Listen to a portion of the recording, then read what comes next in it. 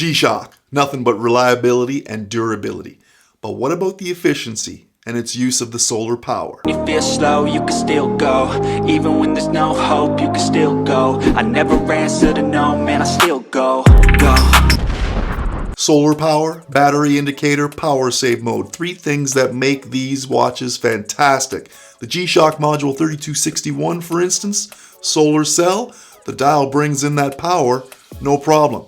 What does it do with it after that? Coming from the sun and all kinds of light sources. 2 points to cover: power save mode, battery indicator, and low battery notifications. Battery indicator shows low, medium, and high. Lets you know where the power level is.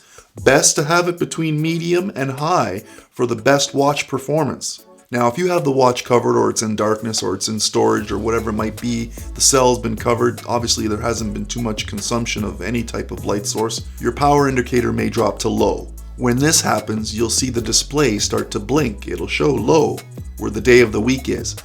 Once you pull it back out into the light and it's exposed to any of the light sources, including the sun, it charges back up and you'll be back up and running in no time. Don't want to alarm you, but when you have low power indicator on, you will have limited functionality. For example, things like the light won't work until you get power up. Just thought that was a valuable piece of information for you to have.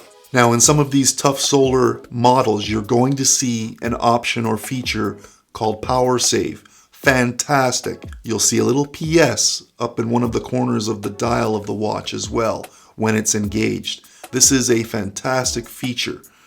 All of the power from the sun and the light is being stored in that battery cell. What happens when you don't want to have the watch on your wrist? You've taken it off, you've put it on top of your box or on top of your dresser, you're getting in the shower, or simply you've changed watches for the next couple of days.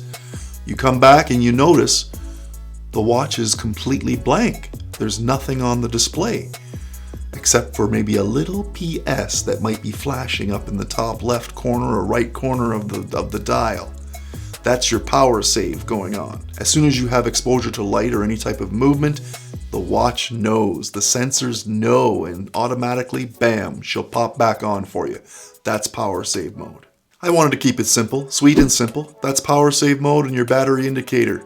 No problems. For tough solar, G-Shock. Great reliability, sure is efficient when it comes to its power. Thanks for tuning in. I'm TheCovertCrow. You can call me Ross. See you on the next one. Do all those fancy things. Make sure the algorithm for YouTube is working. And if you hit the bell, you'll get notified when the next video drops. I gotta go. We'll see you on the next one.